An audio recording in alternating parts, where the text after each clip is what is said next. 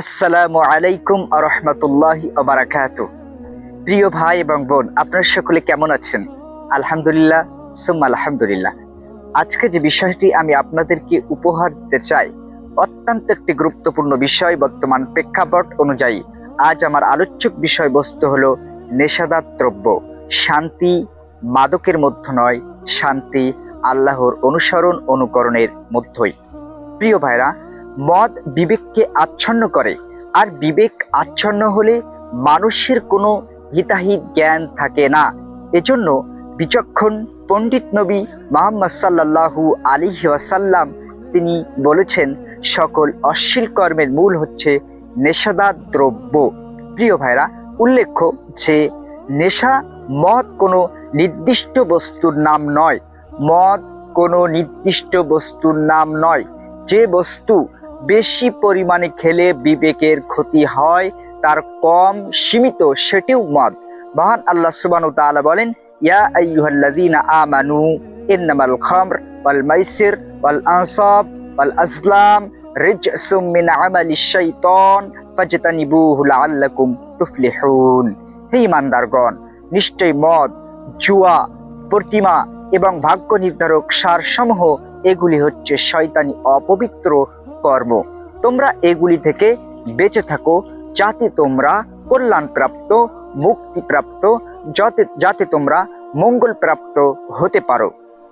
আল্লাহ সুবহানাহু ওয়া তাআলা তারপরে তিনি বলছেন, শয়তান এই মদ ও জুয়ার মাধ্যমে হিংসা বিদ্বেষ সঞ্চারিত করতে চায় এবং আল্লাহর স্মরণ অনুকরণ থেকে, সালাত থেকে তোমাদেরকে বিরত রাখতে চায়। তাহলে কি তোমরা বিরত থাকবে? এই মদ কেন পান করে থাকে? হতাশাগ্রস্ত জীবনকে হতাশা দূরীভূতের জন্য মদ্যপান করে থাকে, শান্তি পাওয়ার জন্য সে মদ্যপান করে থাকে। কিন্তু এই মদের মধ্যে কোনো শান্তি নাই, শান্তি হচ্ছে সালাতের মধ্যে। মহান সত্য আল্লাহ সুবহানাহু ওয়া তাআলা পবিত্র আল কোরআনুল কারীমের মধ্যে বলেন, ইয়াসআলুনাকা আনিল খামর ওয়াল মাইসির কুল ফীহিমা ইসমুন কাবীর। হে নবী, তারা আপনাকে জিজ্ঞাসা করে মদ এবং জুয়া সম্পর্কে। আপনি বলুন, কুল ফীহিমা ইসমুন কাবীর, তা হচ্ছে বড় গুনাহ, কাবীরা গুনাহ।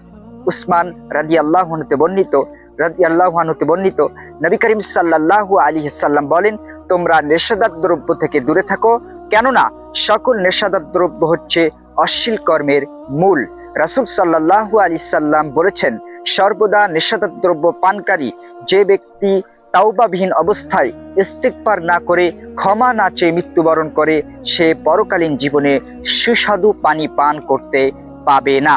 জাবের ইবনে আব্দুল্লাহ রাদিয়াল্লাহু আনহু বলেন, রাসূল সাল্লাল্লাহু আলাইহি ওয়াসাল্লাম বলেছেন, সর্বদা নেশাদার দ্রব্য পানকারীদেরকে তাদেরকে খাদ্য হিসেবে দেওয়া হবে, তিনাই খাবাল পান করাবেন।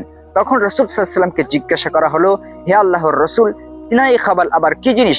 তখন রাসূল সাল্লাল্লাহু আলাইহি ওয়াসাল্লাম বললেন, জাহান্নামীদের শরীর হতে রক্ত, পুজ মিশ্রিত তরল পদার্থ তাদের খাদ্য হবে। প্রিয় ভাইরা, আন আবি হুরায়রা ক্বাল ক্বালা রাসূলুল্লাহ সাল্লাল্লাহু আলাইহি ওয়াসাল্লাম মুদমিনুল খামর কাআবিদি ওয়াসান। আবু হুরায়রা রাদিয়াল্লাহু আনহু বলেন, রাসূল সাল্লাল্লাহু আলাইহি ওয়াসাল্লাম বলেছেন, সর্বদা নেশাদার দ্রব্য পানকারী মূর্তি পূজকের ন্যায় অপরাধী। এটি একটি আশ্চর্য পাপ। আপনি জিনার মধ্যে লিপ্ত হলেন, আপনি সুদ ঘুষ চুরি ডাকাতির মধ্যে লিপ্ত হলেন, কিন্তু মূর্তি পূজকের মধ্যে আপনি এত বড় পাপে অপরাধী আপনি নন। কিন্তু যে ব্যক্তি নেশাদার দ্রব্য পান করে, সে ব্যক্তি মূর্তি পূজকের ন্যায় অপরাধী। আন আবি দারদাই আনিন নবী সাল্লাল্লাহু আলাইহি ওয়াসাল্লাম ক্বালা লা ইয়াদখুলুল জান্নাতা মুদমিনুল খামর। আবু দারদা রাদিয়াল্লাহু আনহু বলেন, রাসূল সাল্লাল্লাহু আলাইহি ওয়াসাল্লাম বলেছেন, সর্বদা নেশাদার দ্রব্য পানকারী জান্নাতে প্রবেশ করবে না। এমনকি রাসূল সাল্লাল্লাহু আলাইহি সাল্লাম বলেছেন, ক্বালা মা আসকারা কাসিরহু ফাকালিলু হারামুন। যে বস্তু বেশি পরিমাণে খেলে বিবেকের ক্ষতি হয়, তার কম সীমিতও হারাম। এখন প্রশ্ন, গুটকা, জর্দা এবং এই সমস্ত জিনিসগুলি কি মদ? অবশ্যই এগুলি হারামের অন্তর্ভুক্ত।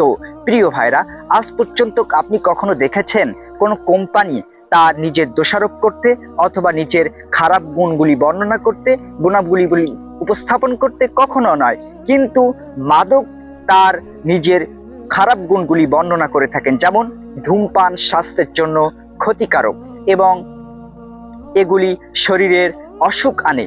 এগুলি আপনারা সকলেই জানেন। প্রিয় ভাইরা, মাদকের সাথে সম্পর্ক রাখে এমন 10 শ্রেণীর ব্যক্তির প্রতি নবী সাল্লাল্লাহু আলাইহি ওয়াসাল্লাম অভিশাপ করেছেন। নাম্বার 1 সেটা হলো মদের নিঃশ্বাস যে বার করে। নাম্বার 2 প্রস্তুতিকারক। নাম্বার 3 মদ পানকারী। এবং নাম্বার 4 মদ যে পান করায়। নাম্বার 5 এবং সেটা হলো সরবরাহকারী। নাম্বার 6 লাভাংশ ভোগকারী এবং ক্রয় বিক্রয়কারী। এবং এই সমস্ত ব্যক্তির প্রতি নবী সাল্লাল্লাহু আলাইহি ওয়াসাল্লাম অভিশাপ করেছেন। যে ব্যক্তি মদ্যপান করবে তার প্রতি আল্লাহ সুবহানাহু ওয়া তাআলা 40 দিন সন্তুষ্ট হবেন না। পরিশেষে আল্লাহ সুবহানাহু ওয়া তাআলার নিকটে প্রার্থনা করি, আল্লাহ তুমি আমাদের সকলকে মাদক মুক্ত জীবন যাপন করার তৌফিক দান করুন। আমিন। ওয়া আখিরু দাওয়ানা আলহামদুলিল্লাহি রাব্বিল আলামিন। আসসালামু আলাইকুম ওয়া রাহমাতুল্লাহি ওয়া বারাকাতুহু।